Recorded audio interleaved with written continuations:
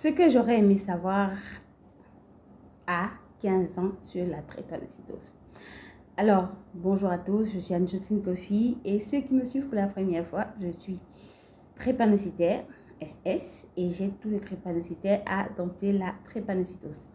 Alors, il y a des choses que je ne savais pas quand j'étais enfant et lorsque j'ai grandi à l'âge adulte, disons même adolescent, que j'ignorais sur la drépanocytose et qui m'empêchait vraiment de vivre correctement et réellement. Alors, je partage ici ce que j'aurais aimé savoir, que je sais maintenant. Alors, pour tous les warriors adolescents et même à partir de la vingtaine, qui ne savent pas encore cela, sur la drépanocytose, je crois que cette vidéo est pour vous. Alors, n'oubliez pas de la partager avec d'autres warriors et surtout de la liker.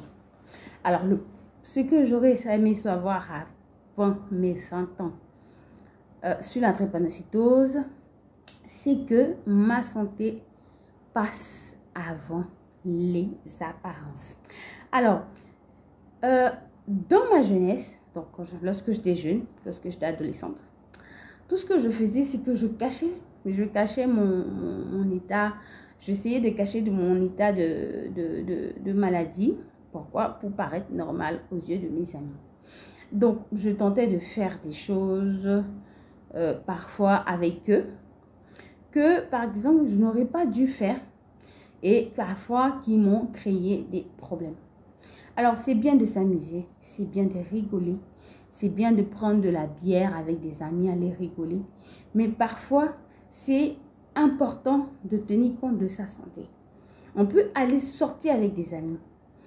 Et ce que je fais maintenant, parfois on me dit, ouh là là, tu prends trop de temps, amuse-toi, c'est la vie, rigole, etc., etc. Mais en réalité, il faut faire attention. Alors, les boissons alcoolisées, les sodas ne sont pas bien pour la santé du drépanocytaire. Vous pouvez en prendre attention vraiment à ce que nous faisons lorsque nous sommes avec nos amis et surtout, n'ayons pas peur de dire à nos amis que nous sommes drépanocytaires. Parce que c'est vrai que c'est une maladie, mais ça ne nous rabaisse pas, ça ne fait pas de nous des personnes ou des sous-personnes ou des personnes, disons, à moitié. Deuxième chose, c'est que j'aurais aimé savoir que le repos n'est pas de la paresse. Alors, les drépanocytaires sont vraiment, disons, parfois très fragiles, on dira très fragiles, dans le sens où l'anémie ne nous permet pas de faire des activités intenses, ne nous permet pas de faire des activités, disons, parfois difficiles à supporter pour nos corps. Donc, il est important que lorsque votre corps, disons, s'écroule ou se sent fatigué ou arrive à sa limite, il est bon de pouvoir prendre ne serait-ce qu'un temps de repos. Alors, ce n'est pas être paresseux, ce n'est pas être quelqu'un de fainéant, mais c'est surtout prendre soin de soi.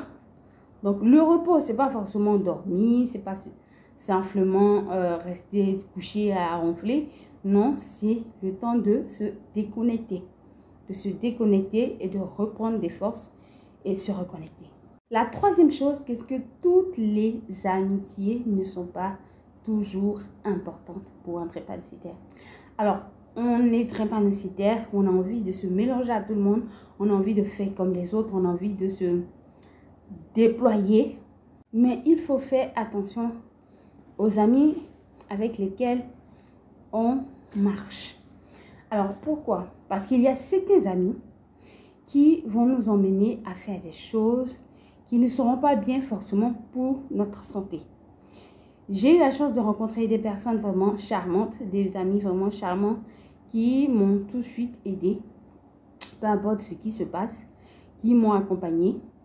Et franchement, je peux dire que il faut savoir choisir ses amis qui ne sont pas là pour vous stigmatiser, qui ne sont pas là pour minimiser votre douleur, qui qui sont là plutôt pour vous soutenir et pour vous aider, surtout lorsque vous êtes en train de faire des écarts, de vous rappeler à l'autre, de sorte à ce que, ah, attention, c'est vrai, tu veux faire comme nous, mais surtout fais attention à ta santé. On ne veut pas te voir malade. Alors, il faut avoir ces gens d'amis-là qui vous rappellent à l'ordre et qui vous aident surtout à garder la santé. Et dernier point, c'est que j'aurais aimé savoir que, disons, être malade, c'est pas être impuissant. C'est-à-dire quoi? Parfois, on a l'impression que être faible, être drépanocytaire, est une faiblesse pour nous, dans le sens où ça nous empêche de briller, ça nous empêche de réaliser nos rêves, ça nous empêche de dévoiler notre plein potentiel. Ça nous oblige à faire, disons, le minimum. Mais non, c'est pas parce qu'on est drépanocytaire que il faut arrêter de penser ou il faut arrêter de rêver grand. C'est pas parce qu'on est drépanocytaire que c'est le cas. Moi, ça a été le cas pour moi jusqu'à ce que j'ai 19 ans, 20 ans. Je m'autorisais pas à rêver grand. Donc, même si vous êtes drépanocytaire, la drépanocytose, pardon, n'agit pas sur le mental, sur le cerveau. Ça dit quoi? Ça ne vous rend pas sénile, ça ne vous rend pas idiot. Non, au contraire. La plupart des gens disent que les drépanocytaires sont très intelligents.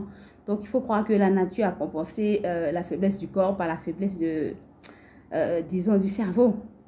Donc, il est important de savoir que même si vous êtes drépanocytaire, cela ne vous empêche pas de réaliser de grandes choses. Cela ne vous empêche pas de déployer votre plein potentiel. Cela ne vous empêche pas d'embrasser le métier que vous voulez. Peu importe que vous soyez drépanocytaire, que vous êtes en train de faire des crises. Ce qui est important, c'est pouvoir comprendre son corps, pouvoir comprendre les mécanismes à votre niveau. Parce que oui, si vous ne comprenez pas comment fonctionne la drépanocytose, si vous ne prenez pas soin de vous, vous ne prenez pas soin de votre hygiène de vie, c'est sûr que vous serez malade et du coup, vous serez toujours dans les hôpitaux. Donc, prenez soin de vous, réalisez vos rêves et surtout, rêvez grand, comme on le dit, rêvez grand, réalisez tous vos rêves. D'accord? Et faites ce que vous avez envie de faire. Mais cela en tenant compte de votre santé. Qu'elle soit mentale, physique ou spirituelle. Voilà un peu ces différents éléments, ces différents conseils que je voudrais donner à tous mes warriors ados. Et même aux plus grands, peut-être qu'ils sont dans la situation où ils sont un peu perdus.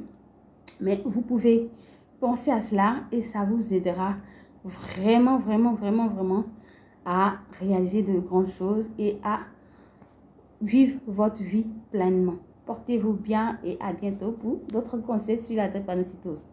N'oubliez pas de partager, d'activer la cloche de notification et surtout de vous abonner à la page.